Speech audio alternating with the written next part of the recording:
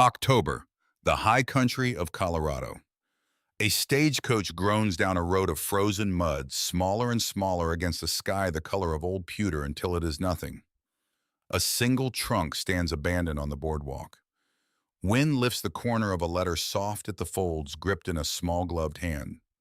The hand does not shake. She is 20 years old. She has $4.60. She has the wrong man's name written on paper she has read 100 times. 40 miles up the mountain, a bay gelding stops on a ridge. A rider in a sheepskin coat looks down at a creek he has known his whole life. He sees something there that he has not seen in 10 years. He does not ride away. He should have ridden away. A decent man rides away. Somewhere behind him, in a kitchen built of squared logs, a younger brother is signing another man's name to a lie that will change 3 lives before the first snow falls. The stagecoach door swung open with a groan that sounded like the end of something. Adeline Whitmore stepped down onto the dust of Red Hollow, Colorado, October 14, 1879. Her boots hit the boardwalk. She felt every mile of the journey settle into the small of her back. The sky was the color of old pewter. The wind smelled like pine and something colder underneath. She held the letter in her gloved hand. She had read it so many times the paper had gone soft at the folds. There was supposed to be a man waiting. There was not. She looked left. She looked right. She saw a tobacco shop. She saw a saloon with the doors propped open and a dog asleep across the threshold. She saw 3 horses tied to a hitching post, their breath steaming in the gray air. She saw a woman in a brown shawl crossing the street without looking up. She did not see a husband, because of course she did not. She had imagined this moment for 8 days on the train. She had imagined a tall man with a quiet face. She had imagined him taking her trunk from the driver. She had imagined a wagon, a house at the end of a road, a kitchen with a stove already warm. Instead, wind, dust. The driver throwing her single trunk down beside her and climbing back up to the box without a word. "Wait," she said. He looked down at her. His mustache was yellow with old tobacco. "Is there someone who comes to meet folks here? A messenger? A clerk?" He shrugged. "Sometimes. And when there isn't, then there isn't."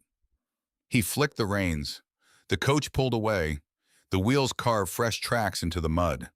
She stood there watching the back of the stagecoach grow smaller and smaller until it was a black dot at the bend of the road. Then it was nothing. She was 20 years old.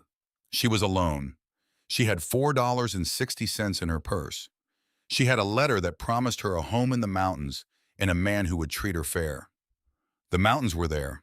She could see them. Blue and enormous and so close she felt she could touch them if she walked half a mile. The man was not. A voice behind her said, "You'd be the Whitmore girl." She turned. He was leaning against the door of a wooden building that called itself in faded red paint, the Red Hollow Hotel and Way Station. He was 60 if he was a day. His vest was stained at the buttonholes. His smile showed gold at the back, where a good tooth used to be. "I'm Elias Carver," he said. "I run this here establishment. Letter came through 3 days ago saying you'd be on the noon coach. I've been watching for you." Something in her chest loosened. Not relief, just the thinnest version of it. The version a drowning person feels when they grab a piece of driftwood and realize only afterward that it's rotten. "You know the Bennetts," she said. He smiled wider. "Everybody knows the Bennetts. Come inside, miss. Get warm. We'll send a boy up the mountain to fetch them. 40 miles mine. Take a day, maybe 2. A day, maybe 2. She thought of her $4.60. She thought of the train back to Boston, which she could not afford, and which would deliver her in any case to a man she would rather walk barefoot into the Rocky Mountains than marry. She picked up her trunk. "Lead the way, Mr. Carver." Inside the Red Hollow Hotel, the lobby smelled like wet wool and stale beer. 3 men sat at a card table by the window. They stopped playing when she walked in. They did not look away. Carver took her trunk. He set it behind the counter. Behind the counter, not beside it, which she noticed. She did not say anything yet. "I'll show you to your room," he said. "Best one in the house for a lady such as yourself." She climbed the stairs behind him. The boards complained under his weight. The hallway upstairs was narrow and dark and smelled like kerosene. He opened a door at the end. The room was small, a bed with a gray quilt, a washstand, a single window looking out over the alley behind the building. No lock on the door. "It's lovely," she said, because what else does a woman say? "Supper's at 6, don't be late." He closed the door behind him. She sat down on the edge of the bed. She looked at the window. She looked at the door without a lock. She looked at her trunk, which was not in this room with her, but downstairs behind the counter, where she could not get to it without going past Mr. Carver. She had been in Red Hollow for 11 minutes. She already knew. Because she was not stupid. Because her aunt had warned her before the fever took her about men who smile with too many teeth. Because the way the men at the card table had looked at her was not curiosity, it was inventory. She stood up. She walked to the window. She unhooked the latch. She pushed it open. The drop to the alley was 12 feet, maybe 15. The ground was hard. She would land badly. She closed the window. She sat back down on the bed, and she folded her hands in her lap, and she thought in the careful voice her father had taught her before he died, "You will sleep tonight. You will be very small and very quiet, and tomorrow before sunrise you will leave." She did not eat supper. She heard them downstairs. She heard a woman laugh, brittle as broken glass. She heard a man's voice rise and then settle. She heard footsteps on the stairs once, and she held her breath until they passed. The voices in the saloon, 2 doors down, did not stop until almost 3 in the morning. At 4, she sat up. The room was black. She put on her dress. She put on her boots. She tied her hair back with a ribbon that had been her mother's. She left the trunk. She left everything in the trunk. Her mother's silver thimble, the Bible with her father's pressed flowers in it, 3 changes of clothes, a photograph of her aunt taken the year before she died. She left it all. Because some things you cannot carry when you are running. She opened the door. The hallway was empty. She moved down the stairs the way her father had taught her to move when she was a child, and the floorboards of the Boston house were old and loud. Outside edges of the feet. Slow, slow, slower. She made it to the bottom step. She made it to the front door. She turned the latch. It gave a small click. She froze. She counted to 20. Nothing. She stepped outside into the cold. The wind off the mountains hit her face like a slap, and she almost cried from gratitude. She started walking. She did not know which direction was the Bennett Ranch. She did not know which direction was anywhere. She only knew that west was where the mountains were, and the mountains were where the letter said home would be. She walked west. The sun came up at her back slow and gray. By the time she had been walking 2 hours, the town of Red Hollow was a smudge behind her, and the road was a thin brown line cutting through grass that was already yellow with frost.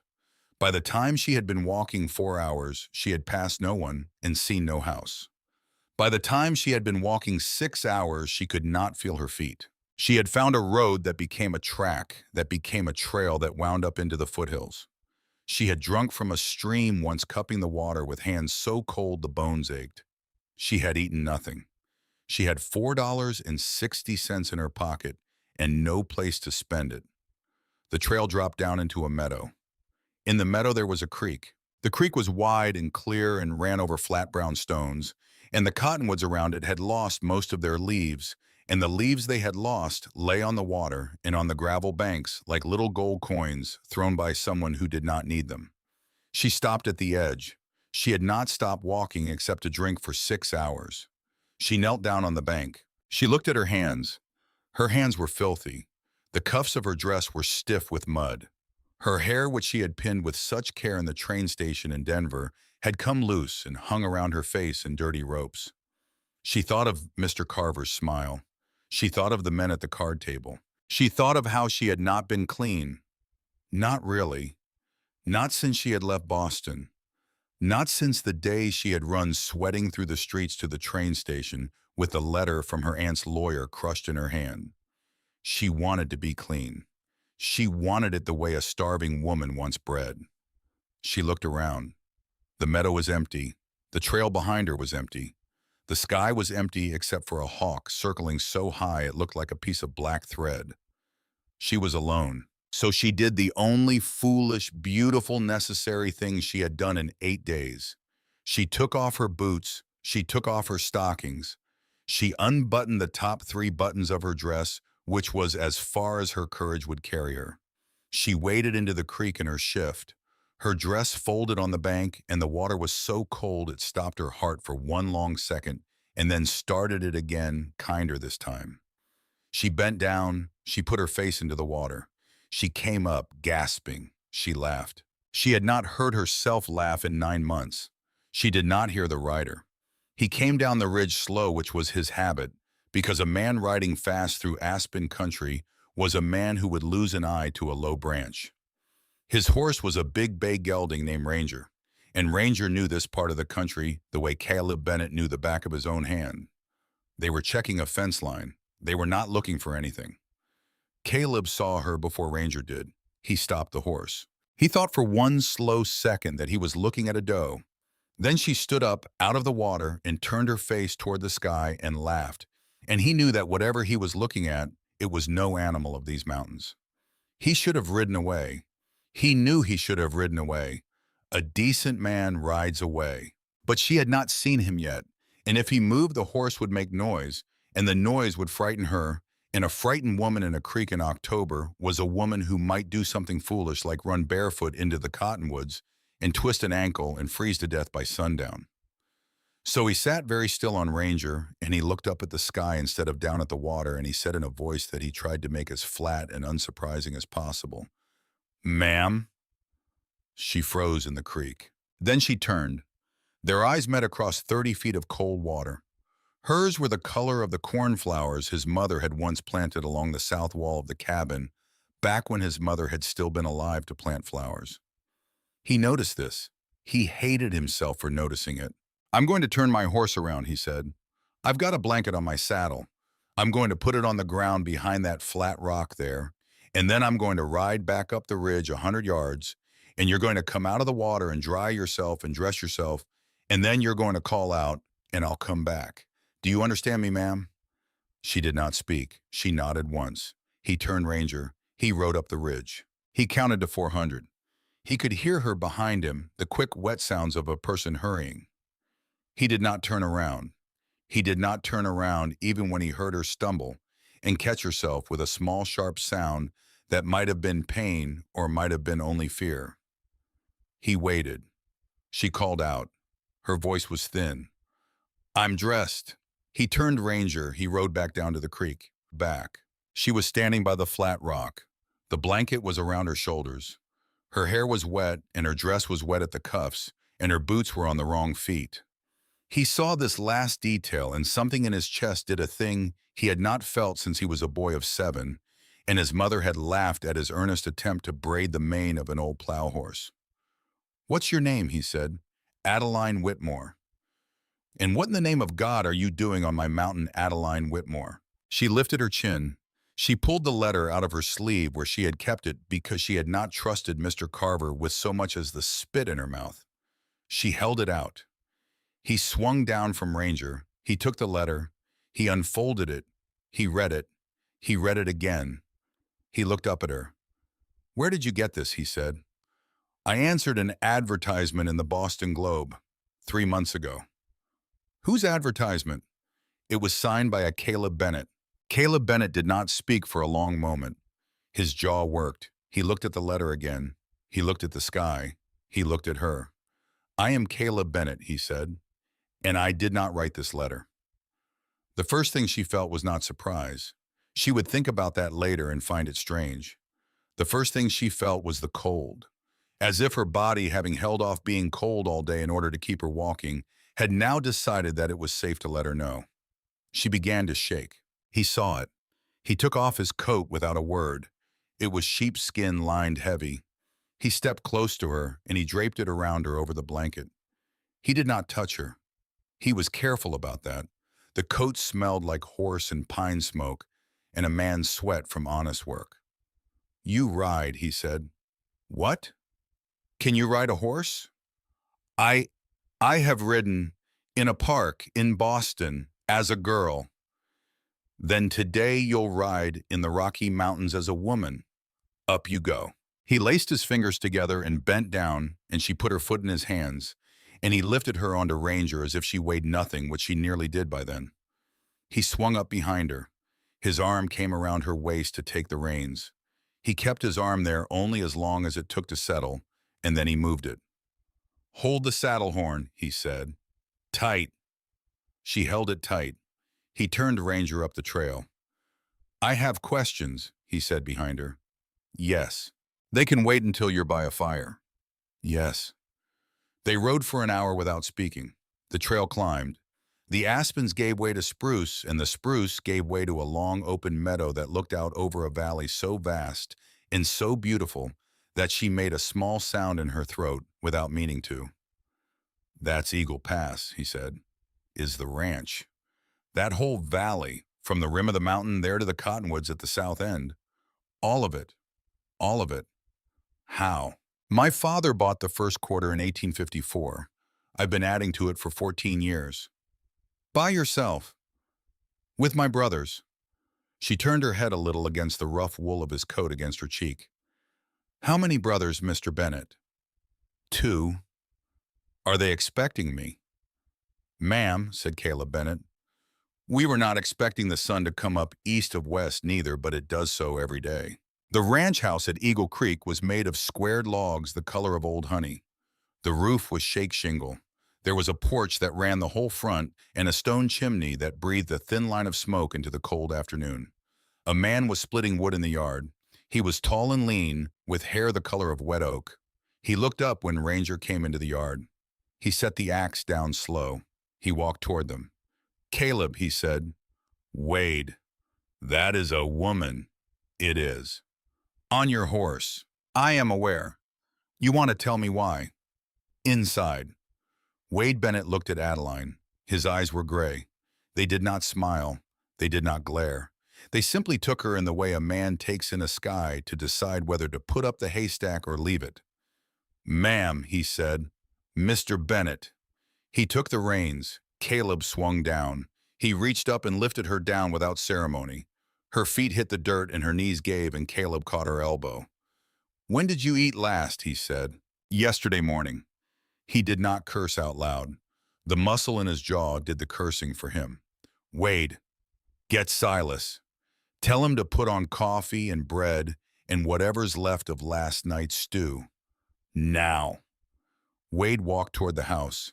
He moved like a man who had heard the tone in his brother's voice before and had learned long ago not to argue with it. The door of the house opened.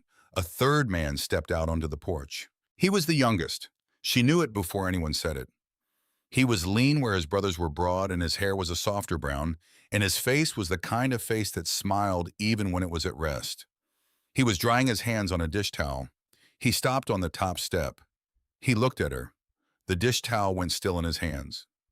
Oh, he said, quiet, as if a thought he had been waiting on for a long time had just walked into his front yard.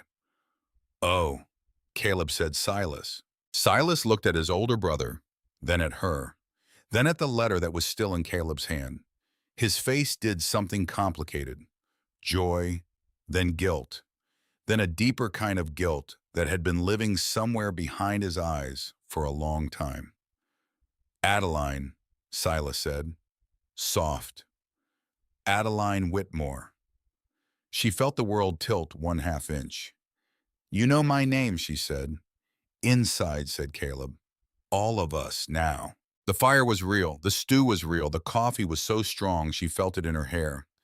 She sat at the long pine table in a kitchen that was the heart of the house, and she ate 2 bowls of stew and 4 pieces of bread, and she did not look up the whole time because if she had looked up, she would have started to cry, and she had decided sometime around the 3rd hour of walking that she was not going to cry in front of strange men. When the bowl was empty for the 2nd time, she set the spoon down. She looked up. The 3 of them were sitting across from her. Caleb in the middle, Wade on his right, Silas on his left. 3 brothers, 6 eyes, 1 long silence. Mr. Bennett, she said to Caleb, you said you did not write this letter. I did not. Then who did? Caleb did not answer. Wade did not answer. Did. Silas put his hands flat on the table. His hands were paler than his brother's hands. They had ink stains on the side of the right index finger. I did, Silas said. Adeline did not speak. She waited. She had learned in 8 days of running that when a man is about to tell you something hard, the kindest thing you can do is let him find his own way to it. I wrote it in May, Silas said. I posted it in June. The advertisement, I mean, not the letter to you. The advertisement went into 3 newspapers. The Globe was one. The replies came to a postal box I kept in Denver. I picked yours out of 47. 47, Adeline said. Yours was the only one that did not describe what you would bring. She did not understand him. Her face must have shown it. They all wrote about their dowries, Miss, Silas said, or their cooking, or their needlework, or their father's connections. You wrote about a book you loved. You wrote about the way the harbor looked from your aunt's window when the fog came in. You wrote like a person who was already lonely and wanted only to be lonely with someone else for a change. Caleb made a sound. Not a word. A breath. And so I wrote back, Silas said. I told you that my name was Caleb Bennett and that I had a ranch in Colorado and that I would meet you in Red Hollow on October 14th, 1879. I told you the train fare would be reimbursed on arrival. I sent you a bank draft for $30. I remember the bank draft, Adeline said. I used it for the train and the coach. I have $1.90 of it left. Silas, Wade said, low. Why? Silas did not look at his brother. He looked at her. Because Caleb has not smiled in 10 years, he said. Since the winter our mother died. 11 maybe. I have lost count. Because Wade comes home from hunting some nights and does not speak until breakfast. Because I am the youngest, and I read books, and I write poems no one will ever read. And I sit at this table every evening and watch my 2 brothers grow old in front of me. And I thought that if a woman came, if a woman with kind handwriting and a soft way of describing a harbor came to this house, then maybe, he stopped. Maybe what Wade said, maybe one of you would remember what hope feels like, Silas said. The kitchen was very quiet. Caleb was looking at the table. Wade was looking at Silas the way a man looks at a stranger who has just walked into his house wearing his brother's clothes. And Adeline Whitmore, 20 years old, sat across from 3 men she had known for under 3 hours, and she understood something so clearly that it took her breath. This letter had not been written for her. It had been written about her in a way, but it had not been written for her. It had been written for Caleb. She did not know what to feel about that yet. She put it away. She would take it out later in the dark and look at it from all sides. For now, she said in the voice her mother had used at Boston suppers when there was an awkward silence and someone had to take charge. Well, Mr. Silas Bennett, I am here. So what shall we do about it? Silas opened his mouth. Caleb said, we send her back. Caleb, Silas said, tomorrow, first light. Wade rides her to Denver. We buy her a ticket. We are sorry. We are very sorry. This is not her doing. But this is not happening. I cannot go back, Adeline said. Caleb looked at her for the first time since she had sat down. You cannot or you will not. Both. Why?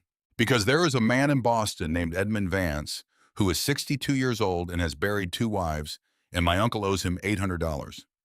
He cannot pay, and 3 months before my aunt died, she signed a promise of marriage on my behalf in exchange for the cancellation of that debt. And the day after my aunt's funeral, Mr. Vance came to the house and told me that the wedding would be in November and that he had already chosen the dress. She stopped. She had not said this out loud to anyone. She had not said it to her aunt's lawyer. She had not said it to the woman on the train who had asked her kindly where she was going. She had not even said it all the way through to herself. And what did you say to him, ma'am? Said Wade. Quiet.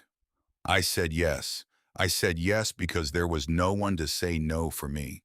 And then I went home and I packed 1 bag and I waited for the house to be empty and I ran. To us, Silas said. To Caleb Bennett of Eagle Creek, Colorado. Who would the letter said treat me fair?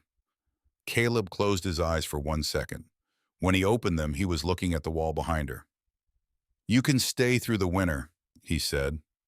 Caleb, Wade said. She cannot ride to Denver alone, and we cannot ride her there in October with the passes closing. She stays until April. Silas, you give her your room. You move out to the bunkhouse with Wade and me. We will figure the rest of it in the spring. Mr. Bennett, Adeline said. Ma'am, I am sorry. He looked at her then. His eyes were the color of whiskey held up to a lamp. They were tired in a way she had not seen on a man of 32. It is not you who should be sorry, Adeline Whitmore, he said. Now eat the rest of that bread, and then I will show you the bed where you will sleep tonight, and we will not speak of any of this again until tomorrow. She ate the bread. She did not taste it. She slept that night in Silas Bennett's room, which smelled like cedar shavings and ink. There was a small shelf above the bed with 7 books on it. 3 of them were Dickens. 2 of them were poetry. 1 was a King James Bible. 1 was a book of plant illustrations from a botanist she had never heard of. On the floor in the corner behind a chair there was an old fiddle case. She did not open it. She did not ask. She fell asleep looking at the shelf. She dreamed of her aunt. She did not hear the brothers arguing in the kitchen. They had moved there after she had gone upstairs, and they kept their voices low, but they argued for nearly 2 hours. She heard the end of it. She had gone to the door for a glass of water that she did not really want. She had stopped in the hallway. She had heard Wade say in a voice rough enough to scrape paint off a wall, "You wrote a letter pretending to be him. You brought a girl across the country on a lie. Caleb has every right to put you on a horse with her and send you both to Denver." "He won't," Silas said. "He should. He won't, because he has seen her. And whatever he is feeling about her right now, it is not a thing he was feeling at breakfast." Then Caleb's voice, lower than both. "Enough. Both of you. We do not speak of her like that. Not in this house." "Caleb." "Enough, Wade." Adeline stepped backward into the hallway. She went back to the room. She lay down. She did not get the glass of water. She lay awake until dawn. She thought about her dead aunt. She thought about Edmund Vance and the dress he had already chosen. She thought about Mr. Carver and the men at the card table. She thought about a creek with cottonwoods around it and a hawk like a black thread against a gray sky. She thought about a man with whiskey-colored eyes who had counted to 400 while she dressed. She thought very small in the safest room in her own head. You will not love any of them. You will sleep here through the winter, and you will work, and you will not be a burden. And in the spring, you will go to Denver, and you will become a school teacher, and you will live a small, careful, narrow life. And you will never speak of this autumn again.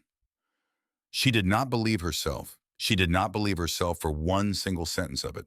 She fell asleep at last, just as the sky outside Silas Bennett's window began to turn the color of cold steel. In the morning, the trouble came riding. She was at the table eating eggs that Silas had cooked. The brothers were at the table with her. Caleb had not spoken much.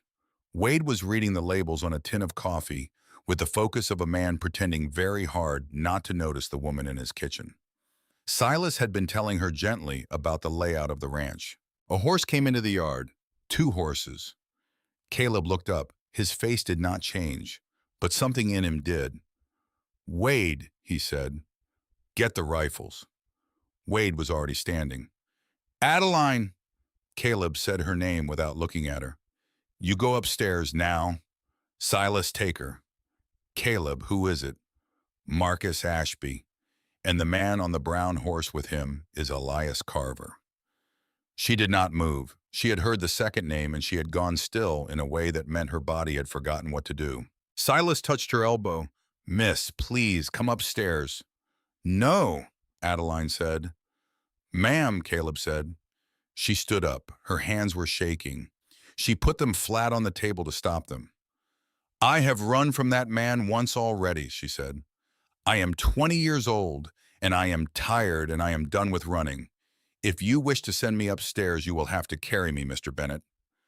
Caleb looked at her. For 1 second, just one something at the corner of his mouth moved.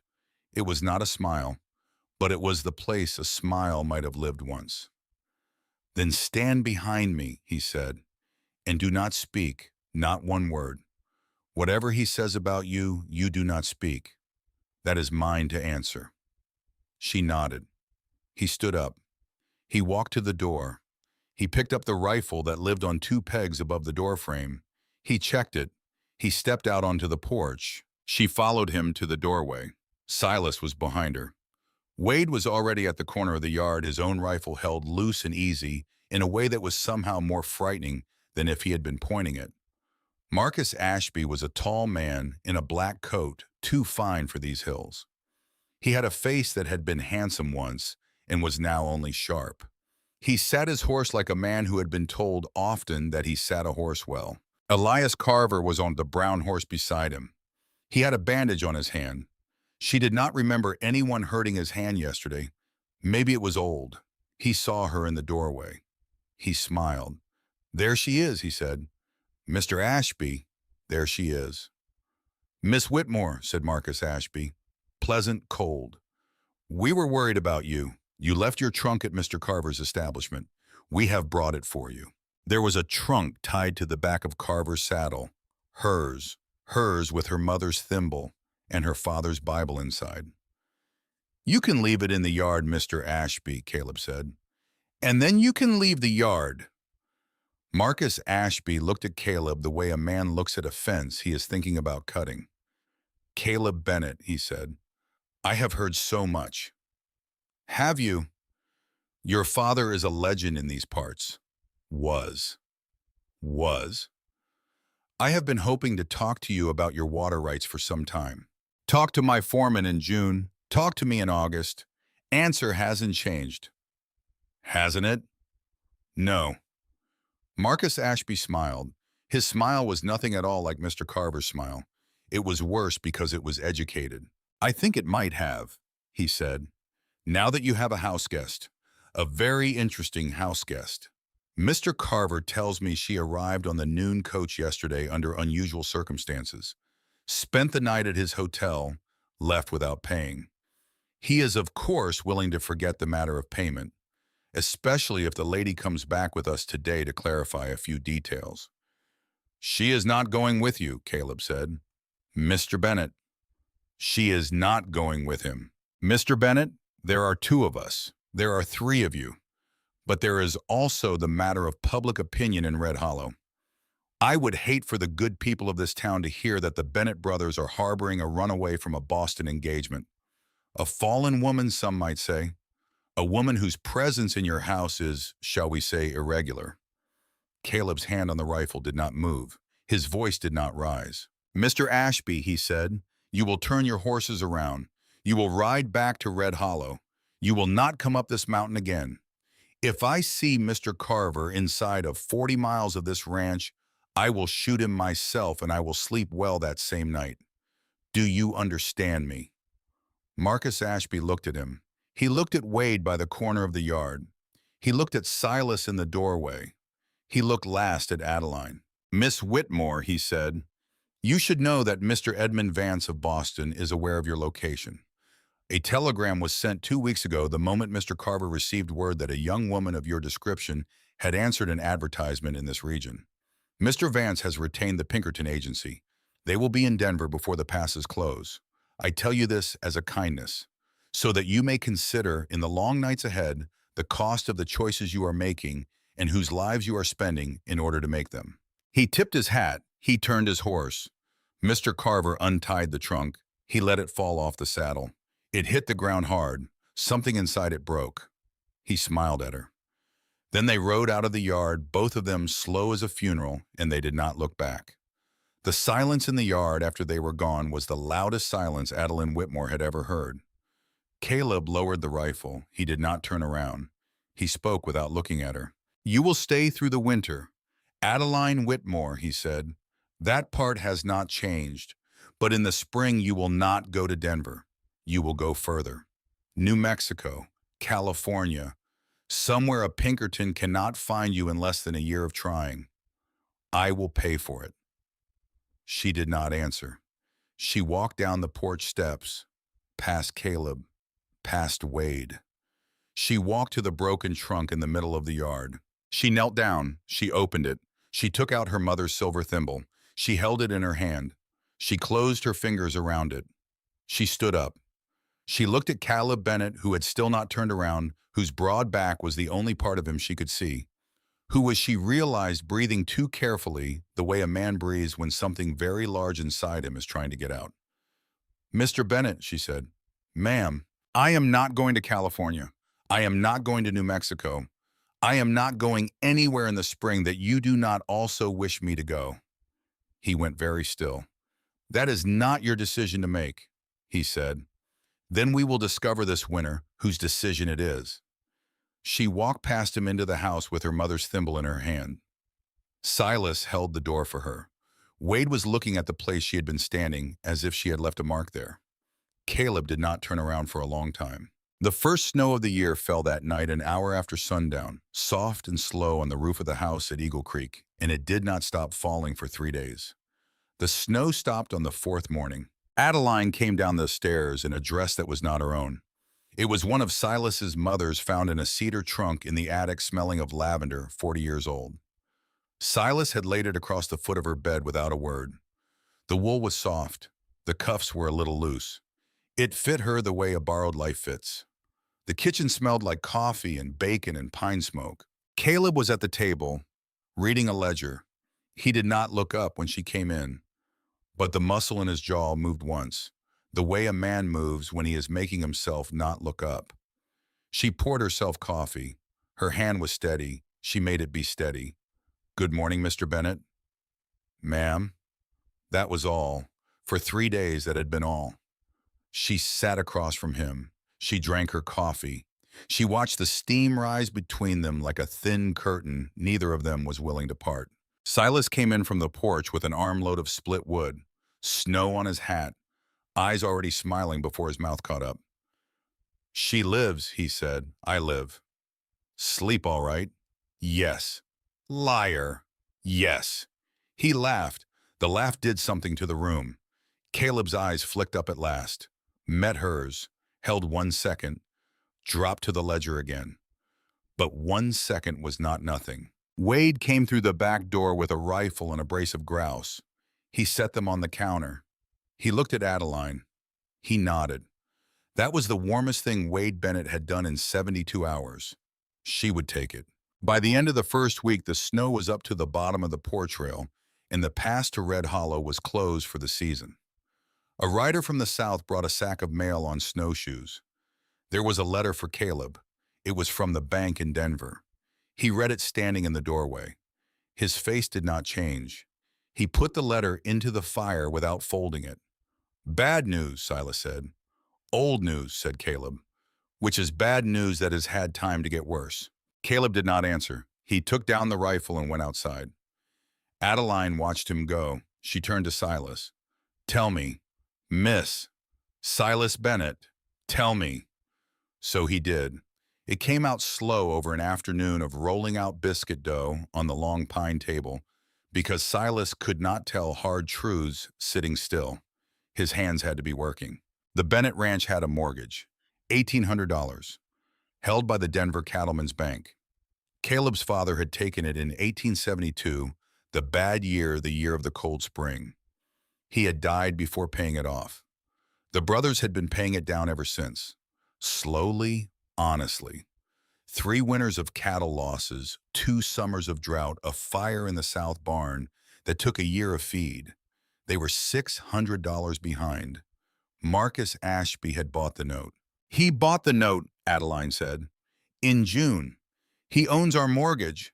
He owns Caleb's mortgage, miss. Silas, he owns our mortgage." She set down the rolling pin. "And so the water rights are not the only thing he wants now. Yes, he wants the whole place. He wants the creek.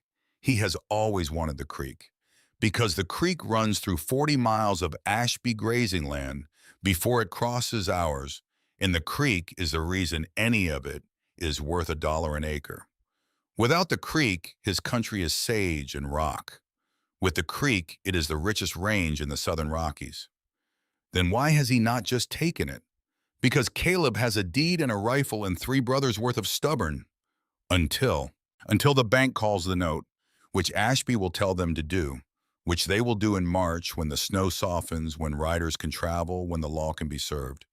Caleb has till April 15th to pay $600 or lose Eagle Creek. She picked up the rolling pin again.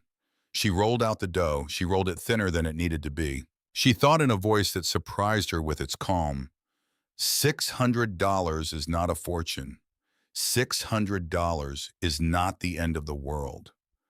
Then she thought, I have $1.90. Then she thought, but I am not the only person in this house.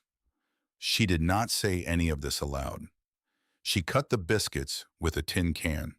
She put them in the oven. She wiped her hands on her apron. Silas? Miss, does Caleb know that I know? He will when you serve him a biscuit and look him in the eye. Then I will be careful not to look him in the eye. Miss Whitmore? Yes. You are going to be very bad at not looking him in the eye. She laughed before she could stop herself. Silas smiled at the dough. By the second week, she was running the ledgers. She had not asked to. It had simply happened. Caleb had left the ledger on the table one evening and gone to check the south fence, and she had glanced at it. Then she had stopped glancing. Then she had sat down. Then she had read it through end to end by lamplight, and at the bottom of the third column she had found a thing, a receipt from 1876 for $180, paid to Marcus Ashby for hay during the drought. She turned 3 pages forward. Another receipt, 1877, $42, Marcus Ashby, salt blocks. She turned 3 pages forward. Another, 1878, $27, Marcus Ashby. The line item read simply debt service, for salt blocks. She set the ledger down. She put her hands flat on the table. She thought that man has been bleeding them for 3 years. He sells them feed at twice the price. He sells them debt at twice the interest. He owns their mortgage. He has been building a snare around this ranch, one rope of hemp at a time. And Caleb has been so busy keeping the rope from cutting his neck that he has not noticed how short it has become. Caleb came in through the kitchen door, snow on his coat. He stopped when he saw her at the table with the ledger open. Ma'am, Mr. Bennett, that is not your work. No. Then I will put it away. She did not put it away. He stood there, snow melting off his hat onto the floor. She did not look up. She turned the page.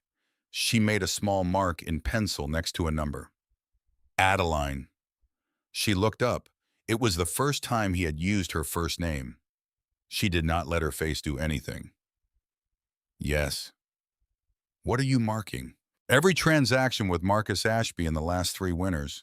There are 61 of them, $890 total. I am separating the ones that look like business from the ones that look like a man digging a grave. Caleb did not move. The snow on his hat dripped twice. Then he sat down, across from her. Slow. He set his hat on the bench beside him. Show me.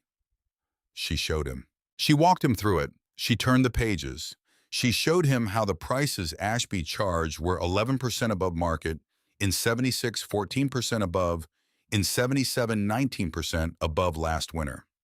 She showed him how the interest on the small loans Ashby had floated him during lean months was calculated annually, 28%, which was not a friendly arrangement, which was a number with a knife in it.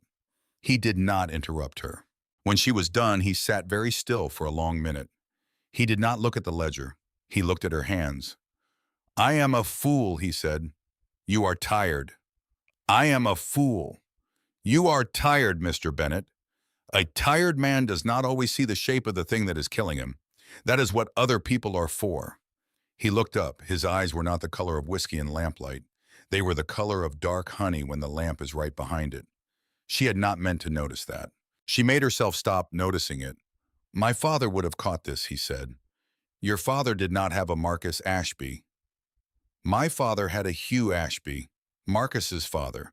They were business partners for one summer in 1861. It did not end well. She closed the ledger slowly. Tell me, she said. Another night. Mr. Bennett. Another night, Adeline. Please. She let it go. She let it go because he had said please, and she had not heard Caleb Bennett say please to any living thing in 17 days. The next afternoon, Obadiah Hawthorne came down out of the high country on a mule. He was 80 years old if he was a day. His beard was the color of cigar smoke. He carried a rifle older than Caleb.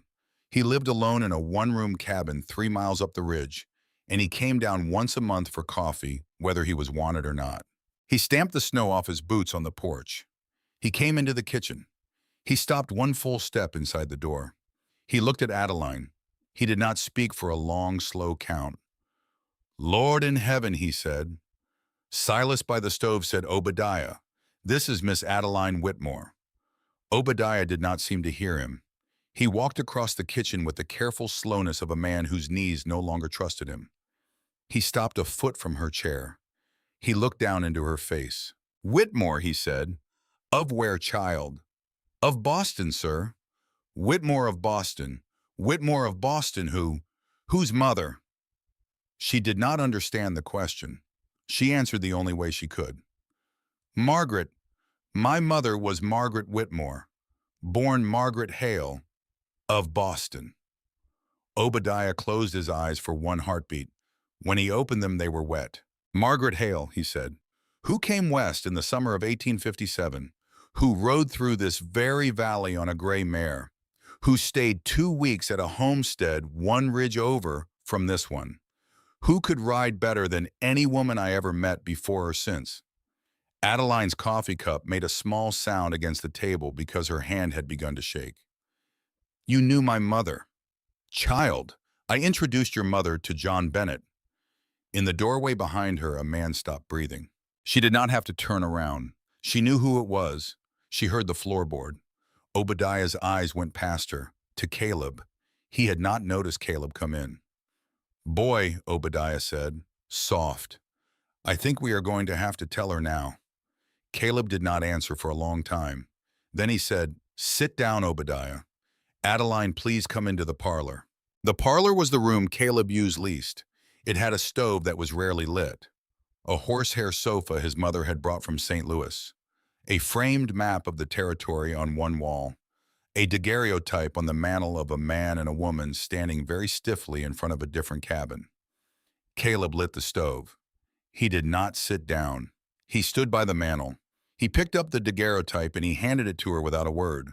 The man was tall, whiskey-colored eyes, a jaw like Caleb's. The woman beside him was small, dark-haired, pretty, not Adeline's mother. My parents, Caleb said, 1846, the year they were married. She looked at the picture. She waited. In the spring of 1857, Caleb said, my father had been married to my mother for 11 years, and they were expecting their first child. Me.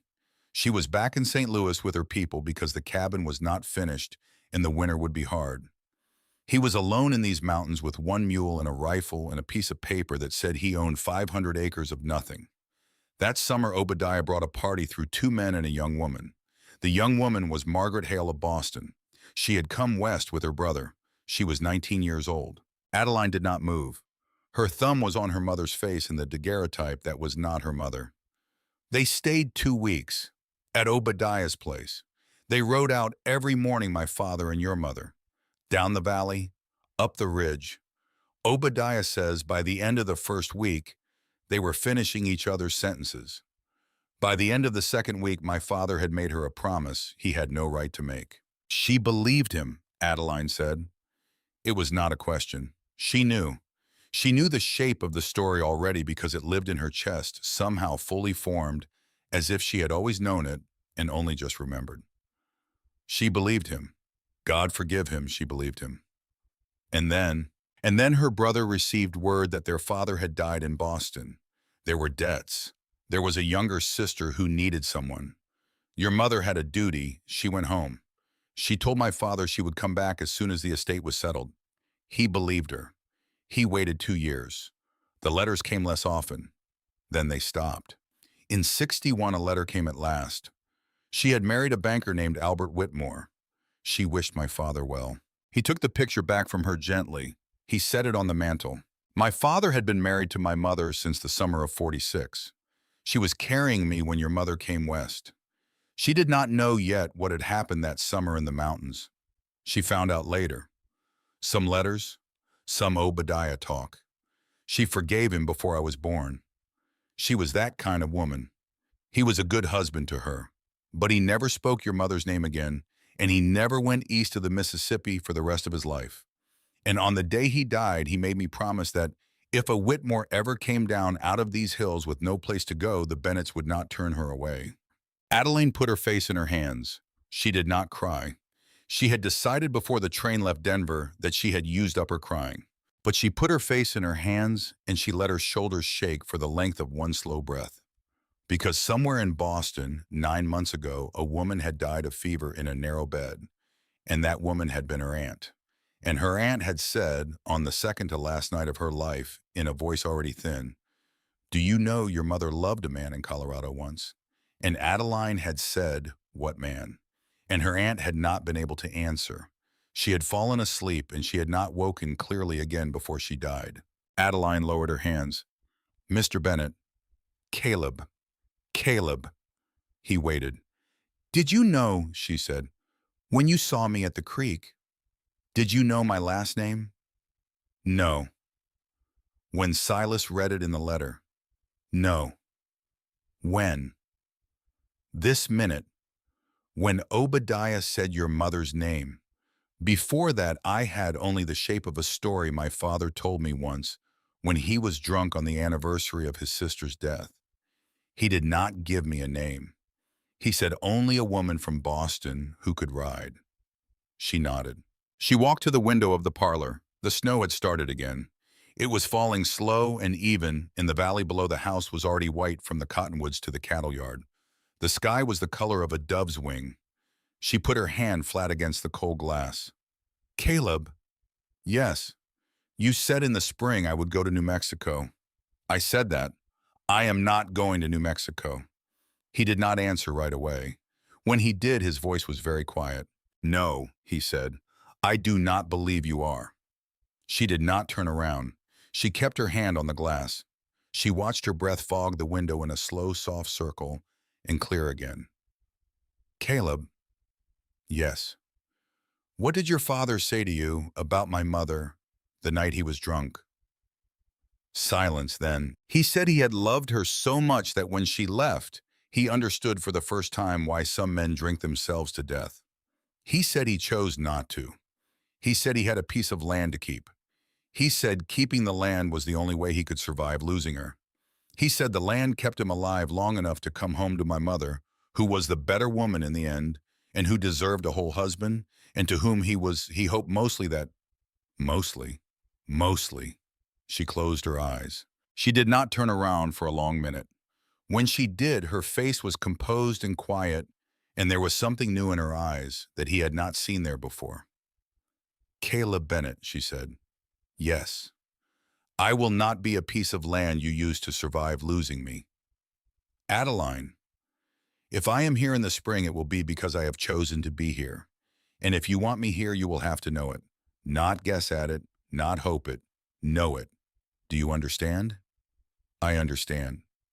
"Good." She walked past him. She walked back into the kitchen. She picked up the ledger. She opened it to the page she had marked. She sat down. She kept working. Behind her in the parlor, Caleb Bennett stood for a long time, with his hand on the mantel under his father's photograph, and he did not move, and he did not speak. And Obadiah Hawthorne, watching from the doorway, said very quietly more to himself than to anyone, "Oh son, oh son, oh son." Silas began teaching her to sing, not for any reason, just because she had hummed once washing dishes, and he had stopped what he was doing and looked at her the way a man looks at a vein of gold he was not expecting to find. "You have a voice," he said. "I have nothing of the kind." "You have your mother's voice." "You never heard my mother sing." "No, but I am guessing she had a voice like yours, because someone gave that voice to you. Sit. Sit there. Sing the hymn you were humming." She sang. She had not sung in front of anyone since she was 9 years old. She sang "There is a fountain filled with blood." Her voice was small. Then it was less small. Then by the third verse, it was a real voice, low and clear, and a little roughened by the dry air, and Wade Bennett, who had been mending a bridle by the fire and pretending not to listen, set the bridle down in his lap and did not pick it up again until she was finished. Caleb was not in the room. Caleb was on the porch. She knew because the door to the porch was open 1 inch and the cold air came in along the floor, and the cold air had been still until the third verse. And then she had heard a single boot shift on the boards outside. She did not stop singing. She did not let her voice falter. She finished the hymn. The kitchen was very quiet. Silas said, "Lord." Wade picked up his bridle again. He cleared his throat once. The boot on the porch moved away. Silas saw her see this door. He did not say anything. He just smiled. Very small. The smile of a younger brother who has dropped a stone into a pond on purpose just to see the rings. By the end of the third week, Wade had built her a writing desk. He did not say he had built it for her. He just brought it down out of the workshop one afternoon and set it in the corner of the parlor and said, "Was rotting up in the shed. Figured, use it, don't use it. Up to you." It was beautiful. It was small, made of cherry, 2 drawers, a lift up top. The hinges were brass. Inside the lift top, he had carved her initials, a W. So small a person could miss them if they were not looking. She found them at sundown. She sat at the desk in the half dark and she put her finger on the A and the W, and she did not move for 10 minutes. Wade did not come into the parlor that evening. Wade did not come into the parlor for any evening that week. But on the day she wrote her first letter on that desk, a letter back to her aunt's lawyer in Boston, instructing him to sell every piece of furniture in her aunt's house and bank the proceeds in her name. Wade walked past the open door of the parlor with an armload of wood, and he saw her at the desk and he stopped. 1 full second. Then he kept walking. He did not say anything. He did not need to. A man who builds a thing wants to see it used. In the fourth week, Caleb gave her his mother's shawl. It was not a ceremony. It was not even an event. It was the wind picking up one afternoon when she had stepped outside to throw out the wash water, and her dress not warm enough, and a sudden cold rain mixed with sleet starting to fall sideways across the yard, and Caleb coming through the gate from the barn with his rifle and his arms full of dead grouse, and seeing her shivering on the porch. He stopped at the porch rail. He looked at her shivering. He set the grouse on the porch. He took off his coat. He started to put it around her shoulders. He stopped. He looked at the coat. He shook his head. "Wait here," he said. He went into the house. He went up the stairs. She heard him in the upstairs hall, a chest opening, something being moved. He came back down a minute later with a folded square of green wool in his hands. He shook it out. It was a shawl. Heavy, soft, embroidered along the edges with small white flowers that someone had stitched by hand a long time ago. He held it out to her. "My mother made this the winter of 1864, he said. "She did the flowers herself. She wore it every winter after that until she died. It has been in the cedar chest for 14 years. It is too good to be in a cedar chest. It is." He stopped. He looked down at the shawl in his hands. He looked at her. "It is for whoever comes to live in this house and stays," he said. "That is what my father told me. She made it for the woman of this house." He did not say which woman. Adeline did not breathe. She did not reach for the shawl. She said very quietly, "Are you giving it to me, Caleb?" He looked at her for a long count. "I do not know yet," he said, "but I am going to lend it to you. Until I know." He stepped forward. He put it around her shoulders himself. His hands did not touch her. They came close. He was very careful that they did not. But the backs of his fingers, settling the wool at the base of her throat, brushed the side of her neck. 1/2 second, less than a heartbeat, skin against skin. She did not move. He did not move. The cold rain hissed on the porch shingles. Somewhere down at the barn, a horse called once, and another horse answered. Caleb stepped back.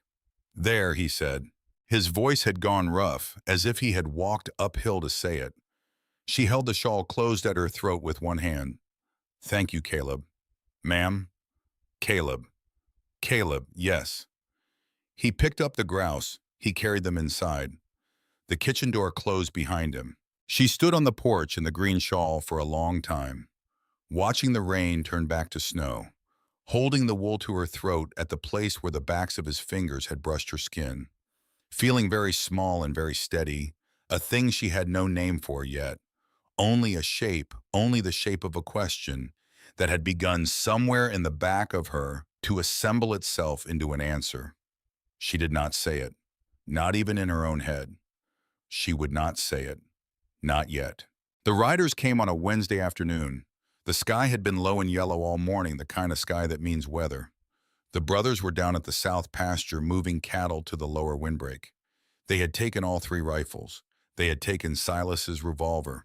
They had not been worried because the pass was still closed and no rider had come up the trail in 8 days.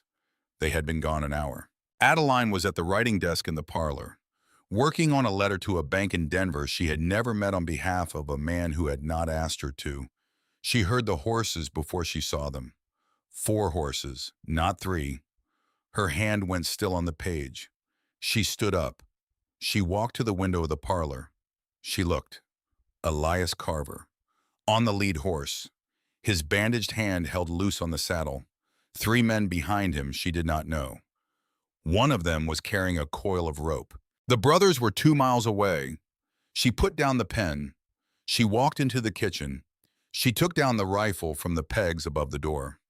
She had never fired a rifle in her life. She had watched Wade clean this one twice.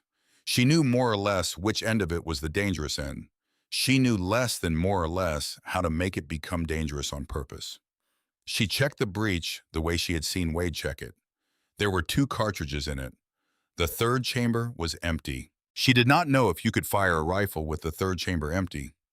She was going to find out. She walked out onto the porch. She let the door close behind her.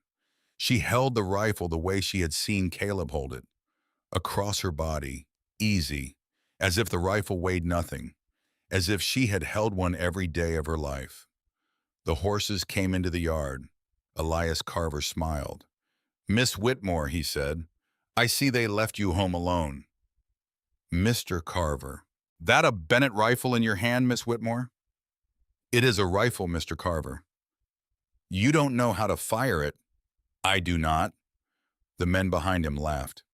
"But," Adeline said. The men stopped laughing. "But Mr. Carver, the 1st chamber has a cartridge in it. The 2nd has a cartridge in it. The 3rd does not.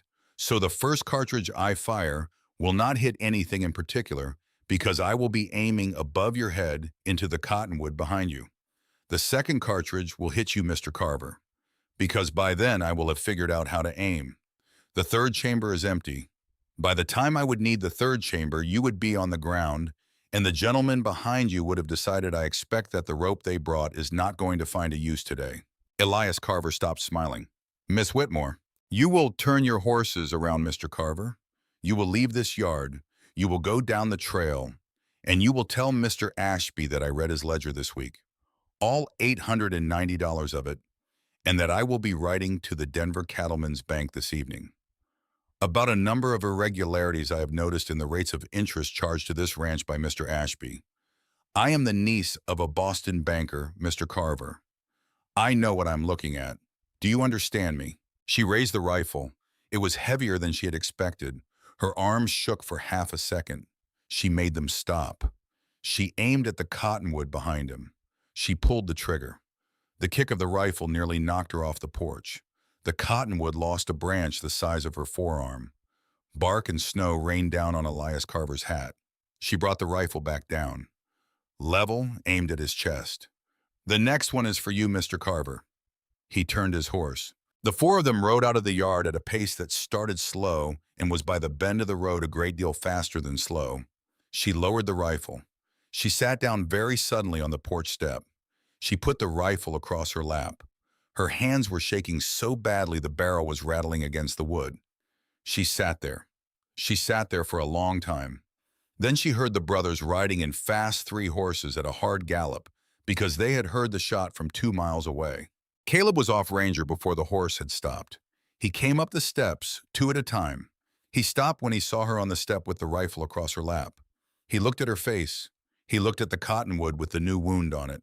He looked at the 4 sets of hoof prints leaving the yard. He sat down beside her on the step. He did not touch her.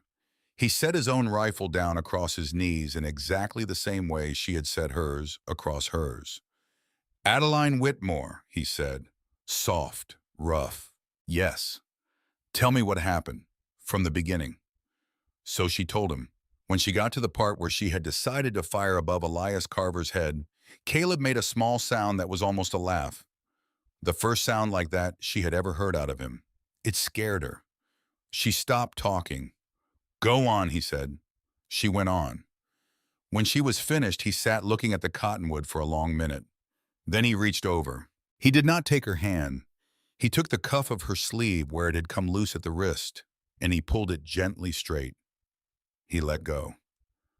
"You belong here, Adeline," he said, "if you will have us." She did not answer him. She did not have an answer. Not the kind of answer he was asking for. Not yet. Because she had 3 things in her head all at once. Because one of them was Silas, who had brought her here on a lie that was also a hope. Silas, who had written the letter not for himself but for his brother. Silas, whose face still went soft every time she walked into a room. Because another was Caleb, whose father had loved her mother, whose hand had brushed her neck, whose mother's shawl was still around her shoulders right now smelling of cedar and lavender, 40 years old. Because the third was the rifle across her knees, the rifle she had just used to drive 4 armed men out of a yard. And the part of her she had not known existed until 20 minutes ago, that had liked it. She did not know which of these 3 things to be most afraid of. She did not know which of these 3 things to listen to first. She said only Caleb. "Yes, I do not know yet. Whether I will have you, I do not know yet." He nodded. He did not look hurt. He looked, in fact, more peaceful than she had ever seen him look. "Good," he said. "Then we have all winter to find out." He stood up. He held his hand down to her. She did not take it. She handed him the rifle instead. "Teach me," she said, "properly, so that next time I do not aim above his head." Caleb Bennett looked down at her. Something moved at the corner of his mouth. It was not quite a smile, but it was at last the place where a smile might learn to live again. "Yes, ma'am," he said, "well, first thing in the morning." Behind them in the doorway, Silas stood with one hand on the frame and the other over his mouth. He was not laughing. He was not crying. He was watching his older brother walk into the kitchen with a Boston girl in their mother's shawl, and he was thinking very quietly in the corner of his head, where he did his most honest thinking, "Oh, Silas, what have you done? What have you started, and what is it going to cost?" The Pinkerton came on the last clear morning of November. His name was Josiah Holt. He rode a tall sorrel mare. He wore a black coat too thin for the country and gloves too good for an honest man. He was 40 years old. He had a face like a closed door. Wade saw him first from the upper pasture. He rode down at a hard trot. He came into the yard with his rifle already across his lap. "Caleb." "I see him.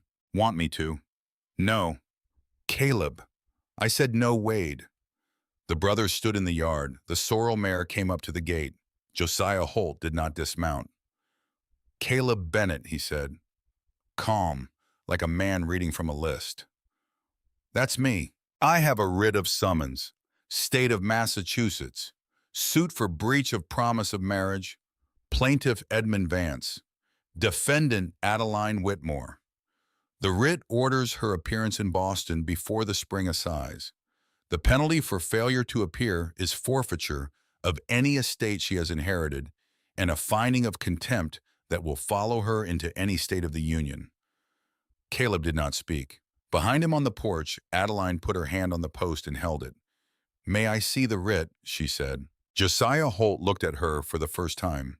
His face did the smallest thing, a thing she would think about later, as if he had expected someone else and was disappointed to be looking at her. He swung down from the mare. He walked through the gate. He climbed the steps.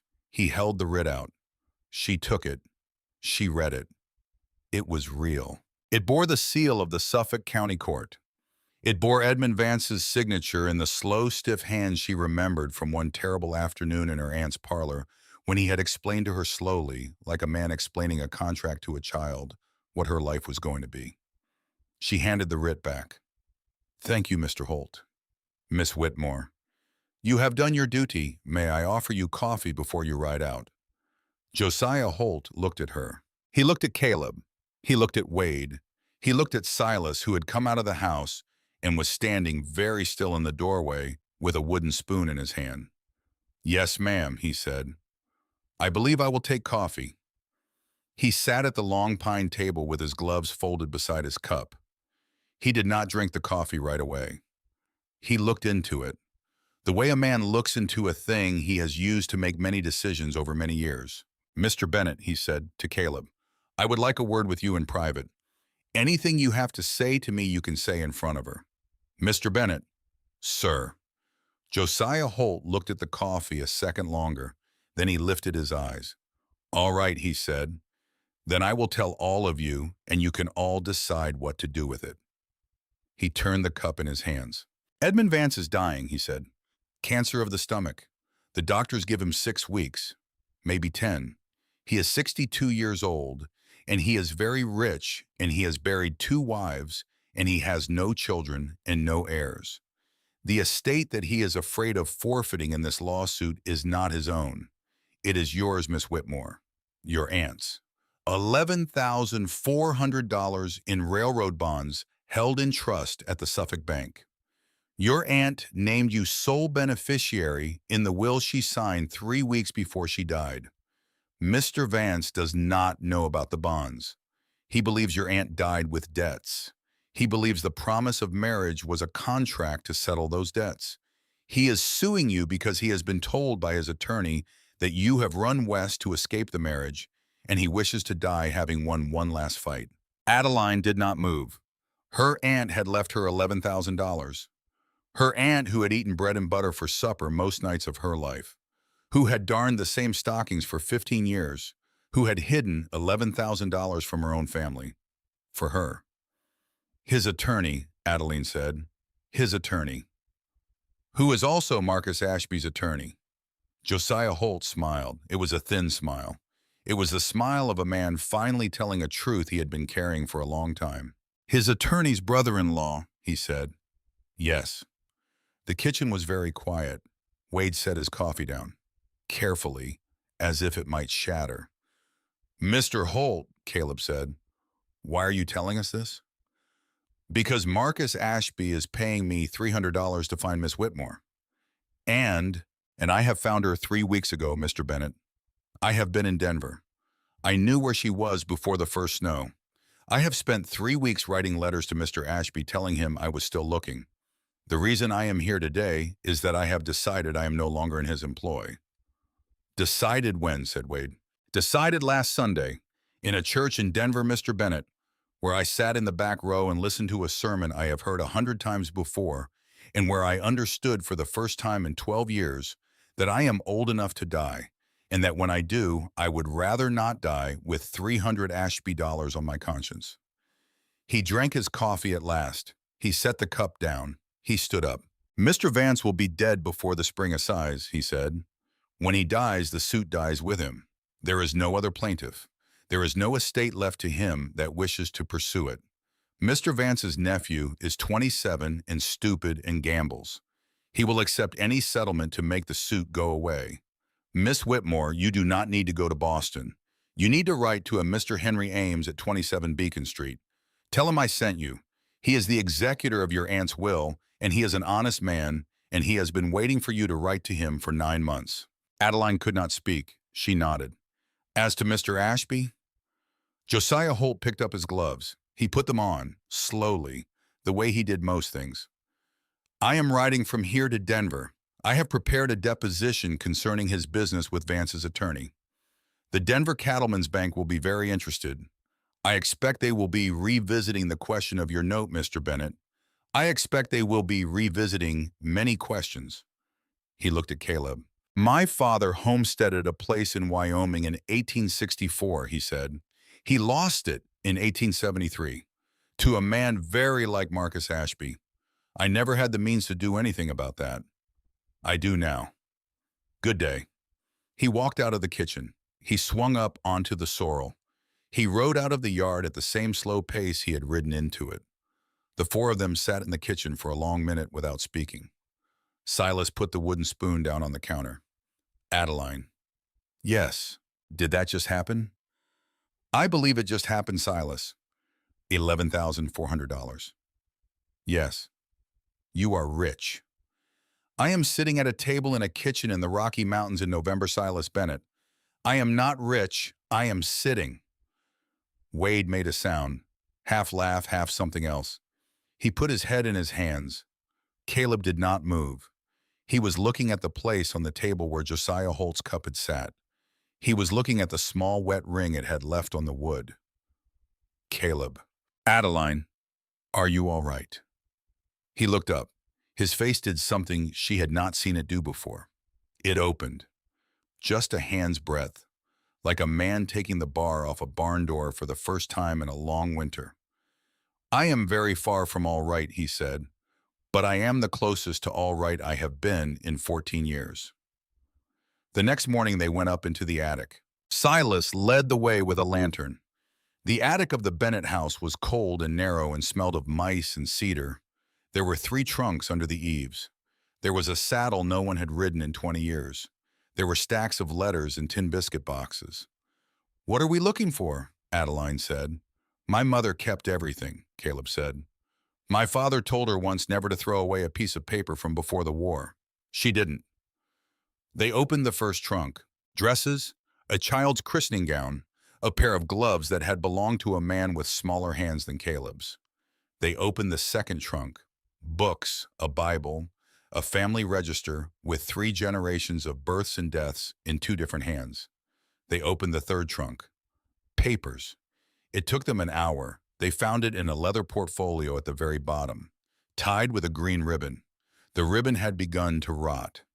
A promissory note, dated October 1854. Paid to John Bennett of Eagle Pass, Colorado, the sum of $1,200 for the purchase of land at said location redeemable at 6% annual interest, signed Thomas Hale of Boston. Adeline went still. Thomas Hale, her grandfather. Caleb read it twice, then a third time. He turned to the second page. A clause, handwritten, initialed by both men. In the event that the loan shall remain unredeemed at the time of the death of Thomas Hale, or his heirs reaching majority, the said land at Eagle Pass shall pass in equal portion to the descendants of Thomas Hale and the descendants of John Bennett. Said descendants to hold the land in common and not for sale to any party outside the 2 families without unanimous consent. She read it 3 times. She handed it to Caleb. He read it. He sat down on the floor of the attic. Caleb, it was never paid off. What? This note. My father wrote me a list before he died of every debt he ever paid. This is not on the list. He never paid it. He could not find your grandfather to pay it. Your grandfather died in 1867. My father never knew. The note was never called in. The note has been sitting in this attic in a portfolio with a rotten ribbon on it for 25 years. She did not understand him at first. Then she did. Half the ranch, half of Eagle Pass, half of the cottonwoods at the south end, and half of the rim of the mountain, and half of the cattle, and half of the creek that Marcus Ashby had been trying to take for 4 years, belonged to her. Caleb, Adeline, I do not want it. Adeline, I do not want it. I am 20 years old. I have not earned 1 inch of this land. You built it. Your father bled for it. Your mother walked it in that green shawl. Wade has put a fence on every quarter of it. Silas has read on every porch. I do not want it. It is not about wanting, Adeline. It is about owing. My father owed your grandfather. The Bennetts have owed the Hales for 25 years and did not know it. You will not refuse a debt. You will take half of this ranch, and then you will do what you wish with it. She closed her eyes. She thought, if I take half of this ranch, I cannot leave it. Not in the spring, not in any spring. She thought, if I take half of this ranch, every choice I make from this moment forward will be a Bennett choice. She thought, oh, oh, oh, that is what it is. That is what he has been doing. Caleb Bennett, she said. Yes. You are not very subtle, sir. He looked up at her from the floor of the attic. His face went one shade redder, then it went a second shade redder. Then he laughed, out loud, a short, startled sound, the first real laugh she had ever heard from him. It cracked in the middle like a piece of dry wood splitting. He covered it with his hand. Adeline. Yes. Take the note. Please, we will figure out what to do with it later. She took the note. She folded it. She put it in her apron pocket. She did not say what she was thinking, which was that she would not file it. Not yet. Not in a court. Not anywhere a court could see. Because a piece of paper in her pocket was a piece of paper that could be used or not used. Could be a sword or a shield or a thing burned in a stove at the right moment. She had been an aunt's niece long enough to know the value of paper that no one else knew you had. The storm came in the second week of December. It came in the way bad weather comes in the Rockies. The wind dropped first, then the sky went the color of slate. Then the temperature fell 15 degrees in an hour. Then the snow. It snowed for 2 days without stopping. On the third night, the wind came back. The wind in the high country in a December blizzard is not a sound a person who has not heard it can imagine. It is not a wind in trees. It is not even a wind across a roof. It is a long animal noise, as if the mountain itself has decided that it is finally tired and would like everyone to be quiet. They were all inside, all 4 of them. The cattle were down in the windbreak. The barn was bolted. The horses were in the lower stable. The kitchen fire was high. They had eaten supper. They were waiting for the storm to be done with whatever it was doing. They smelled the smoke at 9:30. Wade smelled it first. He stood up from his chair. He went to the window. He cupped his hands against the glass. "Oh, God," he said, quiet, then louder. "Caleb, the barn." Caleb was on his feet before the word was finished. "Adeline, stay." "Caleb, stay, Silas Coates, now." Adeline did not stay. She put on her boots. She put on the green shawl. She put on Silas's old wool coat over it. She picked up the rifle from above the door because she had learned in the weeks since Elias Carver never to leave a house without it. She ran into the yard. The barn was already going. The flames were yellow at the bottom and red at the top, and the wind was driving them sideways into the storage shed. The storage shed held a winter's worth of hay. If the storage shed went, the house was 80 feet away. Sparks would carry. Wade was already at the cattle gate, shouting to the cattle, swinging his coat. Caleb was at the barn door, working the latch with hands that had gone blue at the knuckles in under a minute. Silas was running for the well. There was a 4th figure she did not recognize. Then she did. A man on a horse on the ridge above the barn. Then a second man on a horse beside him. She raised the rifle. She did not have time to be afraid. She fired into the air. Once, twice. The second man's horse reared. The man came off the back of it. The first man kicked his horse and rode out into the storm and was swallowed by it in 3 seconds. The second man scrambled up. He ran for his horse. His horse was already gone. He stood in the snow halfway up the ridge. Wade saw him. Wade ran for him. Adeline did not see what Wade did. She did not need to. She heard one shot. Then nothing. Wade came down off the ridge alone. His coat was dark on one side. He was holding his left leg. Caleb had the barn door open. 4 horses came out, 2 of them on fire at the main. Silas was throwing buckets of well water at the storage shed. The shed was not catching. The shed was not catching yet. "Caleb, Silas is." Caleb looked. Silas was not where Caleb had last seen him.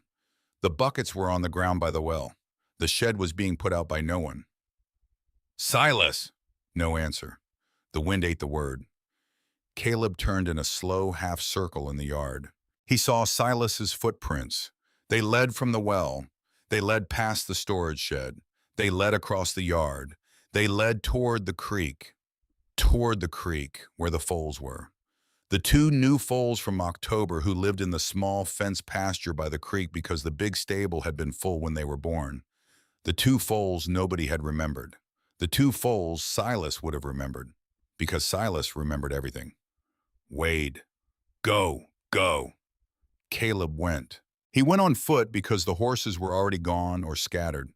He went into the wind with his coat half open and his hat already gone. He went toward the creek, which was 400 yards through a blizzard that had now reached Adeline, would later learn a wind chill of 50 below. He was gone for 35 minutes. The longest 35 minutes of Adeline Whitmore's life. She and Wade put out the storage shed. They put it out with buckets and snow, and Wade's left leg bleeding into his boot. They did not speak. They worked. When the storage shed was out, Wade sat down in the snow beside it. He could not stand up anymore. Wade, go inside. Wade, Adeline, go inside. I am all right. Bring blankets. Bring the doctor's kit. Bring everything. I will be here. She ran for the house. She came back with her arms full. She bandaged his leg in the snow with the storm screaming over her head. She got him onto her shoulder. He weighed twice what she weighed. She got him into the kitchen. She laid him by the fire. She poured whiskey into him until he stopped shaking. Then she ran back out for Caleb. She saw him coming. Through the snow, a long, slow shape carrying a longer, slower shape over one shoulder. The second shape's arms were hanging down. The second shape's hair was white with ice. She ran toward them. She got to Caleb at the edge of the yard. Silas! Alive! Alive! Adeline, get the door! She got the door. Caleb laid Silas on the kitchen floor in front of the fire. Silas's face was the color of skim milk. His lips were blue. There was ice in his eyebrows. The two foals were nowhere. The two foals had not made it. Adeline stripped Silas's wet clothes off him to the waist. Caleb went for blankets. Wade by the fire was awake enough to give instructions, but not enough to move. They worked over Silas for 2 hours. They rubbed his hands. They rubbed his feet. They put warm cloths on his throat where the big arteries ran. They poured weak tea into him a teaspoon at a time. At 2 in the morning, Silas opened his eyes. He looked up at Adeline, who was kneeling beside him. Adeline, don't talk. Adeline, Silas, quiet, sleep. Adeline, I have to tell you. Silas Bennett, I have to tell you. He gripped her wrist. His hand was so cold she gasped. But there was strength in it, more than there should have been. What? The letter. Silas. Adeline, the letter was not for me. She did not breathe. I know. You know. I have known for a long time. I have known. I think. I have known since the 3rd week. It was for Caleb. Yes, Silas. I know. He closed his eyes. A tear came out from under the lashes and ran into his hair, which was still damp from melting ice. I did not write it because I wanted you. I did not write it because I love you that way, Adeline. I love you, I do. But not like that. Yes, I know. Silas, quiet now. He has not smiled in 10 years. I wrote to bring him a person to remember how. I did not know it would be you. I did not know you would be. I did not know. Silas, you are my sister. Adeline, are you my sister? She bent down. She put her forehead against his. His forehead was so cold against hers that her own eyes watered. Yes, Silas Bennett, she said. I am your sister. From this hour to my last hour, I am your sister. He smiled. Then he slept. Caleb was standing in the doorway of the kitchen. She had not heard him come back from the bedroom with the second blanket. He was holding the blanket in both hands. He was very still. He had heard all of it. She did not look at him. She tucked the blanket Silas already had more tightly around his shoulders. She stood up. She crossed the kitchen. She did not stop walking until she was in front of Caleb, until she had to look up to see his face. Caleb, Adeline, I am going to tell you something now and you are not going to interrupt me. All right. I am not going to leave in the spring. I am not going to New Mexico. I am not going to Denver. I am not going to Boston. I am going to write to Mr. Henry Ames at 27 Beacon Street, and I am going to receive my aunt's $11,400, and I am going to use 600 of them to pay off your mortgage to the Denver Cattlemen's Bank. Because Marcus Ashby is not going to take this land. Not from your father's son. Not while I am alive. He started to speak. She put her hand up. One finger. He stopped. I am not finished, Caleb Bennett. No, ma'am. I am going to take the half of Eagle Pass that my grandfather's note gives to me. Not because I want it. Because I owe it to him to take it. And then I am going to deed it back to you and Wade and Silas. In thirds, equal, with a clause that says no Bennett can sell his third without the unanimous consent of the other three owners, and the fourth owner will be me, Adeline, and then Caleb Bennett.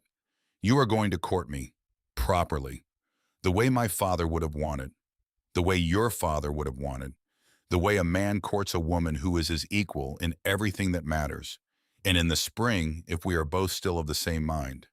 We will be married in Red Hollow, in the church, with Obadiah Hawthorne giving me away and Silas at your side and Wade holding the ring. Do you understand me, Caleb Bennett?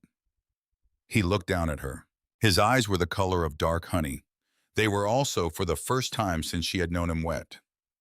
Yes, ma'am, he said. Yes, what? Yes, Adeline. He bent down, slowly enough for her to step back if she had wanted to. She did not step back. He kissed her, once, briefly, with the kitchen smelling of wood smoke and damp wool, and the man on the floor behind them breathing the slow, regular breath of a brother who is going to live. Outside, the storm went on. Inside, in the small, warm circle of the firelight, Adeline Whitmore closed her eyes for 1 second and thought, oh, there it is. There it is at last. The sheriff came up the mountain on the 5th day of the thaw. His name was Frank Whitley. He had a beard like a snowdrift and a star pinned to a coat that had been worn through one too many winters. He sat his horse in the yard and would not come inside until Caleb came out to him. Caleb, Frank, found a body. Where? Up the North Ridge, half-mile this side of the pass. Frozen. Been there since the blizzard. He was on foot. His horse came down without him. Who? Marcus Ashby. Caleb did not speak. Frank Whitley nodded. He was riding back near, as I can tell, from whatever he was doing on your place that night. Lost his horse in the wind. Tried to walk. Did not make it. Found him sitting against a tree like a man who decided to rest a minute. Boots full of snow.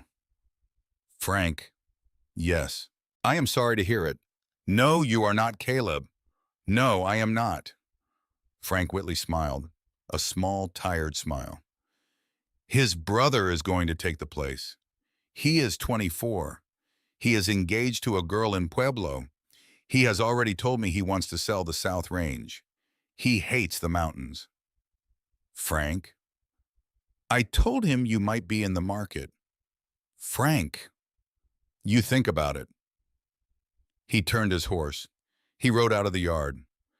Caleb stood in the snow for a long time after he was gone. Adeline came out onto the porch in the green shawl. Caleb? He is dead. Ashby. Ashby. How? The storm.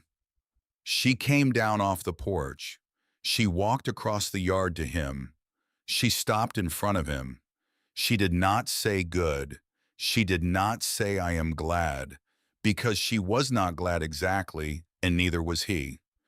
But the thing that had been sitting on the chest of the Bennett Ranch for 4 years was no longer there. She reached up. She tucked his hair back behind his ear, the way she had seen Silas's mother do in an old daguerreotype on a parlor mantel to a husband 17 years dead. Come inside, Caleb. Adeline, come inside. The water is on. The biscuits are coming out. Silas is downstairs for the first time in a week. Wade is going to walk on that leg by Sunday. Come inside, Shas. He came inside. The wedding was the 14th of May. It was a small church, white boards, a new roof. The wildflowers along the road into Red Hollow were blue and yellow, and the cottonwoods by the creek were full of green leaves no bigger than mouse ears. Obadiah Hawthorne wore his best coat. The coat smelled of mothballs. He was so proud he could not stop clearing his throat. Adeline wore her mother's wedding dress. It had come on the spring stage in a trunk sent from Boston by Mr. Henry Ames. The dress fit her almost. Her aunt had been smaller than her mother. The dress had a small alteration at the waist. Adeline had done it herself. She had used her mother's silver thimble. Silas played the fiddle, their mother's fiddle. The one from the case Adeline had not opened, the one in the corner of his bedroom, the one he had not touched in 12 years. He had practiced for 3 months in the barn so as not to be heard. He played wayfaring stranger while she walked down the aisle, and there was not a dry eye in the building, including, to his own astonishment, Sheriff Frank Whitley's. Wade gave her away. He gave her away with a face like a man being asked to part with a piece of land he had built a fence around with his own hands. But he gave her away, and he kissed her cheek at the altar, and he said in a voice low enough that only she and Caleb heard it, "He is a lucky man, and he had better know it." Caleb knew it. Lydia Holloway sent flowers from Denver, where she had moved in February to keep house for her brother. The flowers came on the same stage that brought the dress. There was a card. Adeline read it once and then put it in the stove without showing it to anyone. The card had said simply, "I see now. May you have a long, happy life, L.H." Adeline forgave Lydia Holloway in the stove that morning. She did not tell anyone she had done so. Some forgivenesses are not for an audience. 24 years passed. Eagle Creek Ranch grew. Caleb bought the Ashby South Range in 1881 for less than half what it had been worth before the snake had been pulled out of it. The creek ran clean. The cattle multiplied. The Bennett brand became known from Pueblo to Cheyenne as a brand that paid honest wages and kept its word. Wade married a schoolteacher named Annie Pierce in the autumn of 1884. Annie came to the valley to teach in the one-room schoolhouse that Caleb had paid to build the year before. She stayed because of Wade and stayed longer because of the children. They had 4, 3 boys and a girl. The girl was named Eleanor after Annie's mother. Silas never married. Silas wrote. He wrote 3 books of poems that nobody much read. He wrote letters every week to a publisher in Boston who paid him in compliments and not much else. Silas did not mind. Silas was the favorite uncle of 7 Bennett children. He taught them all to read. He taught the boys to play the fiddle badly. He taught the girls to read music well.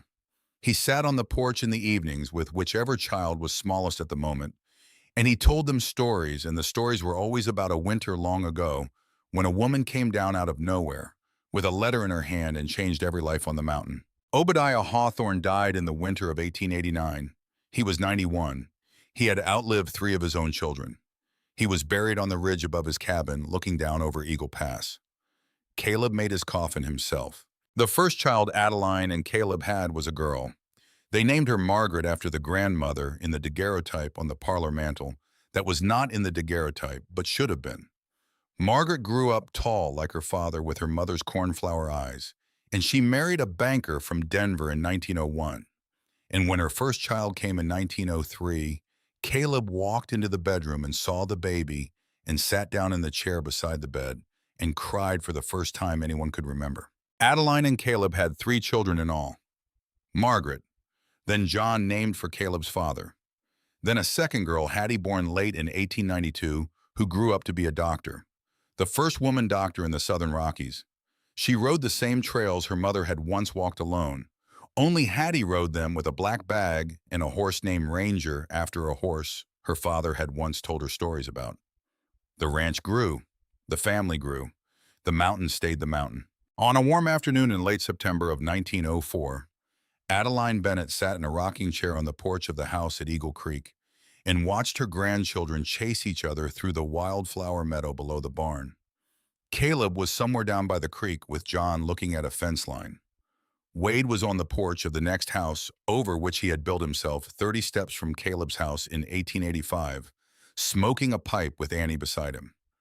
Silas was as he had been most afternoons of the last 20 years, in the rocking chair next to Adeline's with a book open on his lap and his eyes closed. Adeline was 45 years old. Her hair was the color of pewter at the temples. Her hands had calluses on them in places her aunt would not have recognized. On her lap was a small wooden box. She had brought it down out of the attic that morning. She opened it now.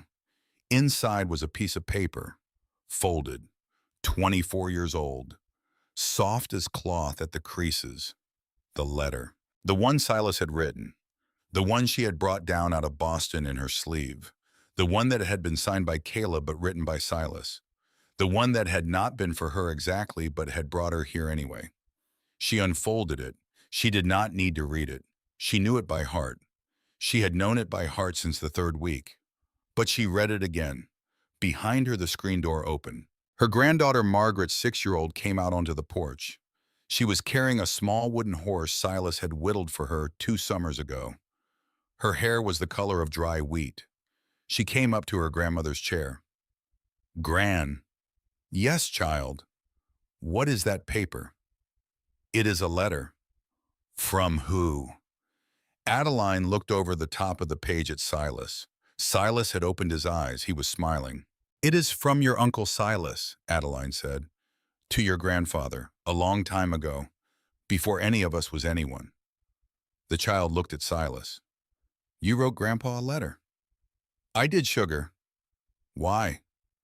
Silas closed his book. He set it on the porch rail. "Because he was very lonely child," he said. "And I thought if I asked the right way, the world might send him someone to remember about hope." "Did it work?" Silas looked at Adeline. Adeline looked at Silas. Behind them, far down at the creek, they could hear Caleb's voice carrying across the meadow, calling something to John about a post that needed setting. His voice was older than it had been 24 years ago. It still had the small smile in it that had first arrived, very slow and very surprised, on a porch step beside a rifle beside a woman who had refused to leave. "Yes, sugar," Silas said. Soft. "It worked." The child looked at her grandmother. "Gran, are you crying?" "No, baby," said Adeline Bennett. "I am only remembering." She folded the letter. She put it back in the box. She closed the box. She held it on her lap and she rocked and she watched her grandchildren run through the wildflowers in the long gold light of a late September afternoon in the high country of Colorado. And she thought very small and very steady in the safest room of her own head. It worked. It worked. It worked. It worked. And the wind came down off the mountain. And it smelled as it always had of pine and cold creek water, in a small, brave, surprising kind of grace.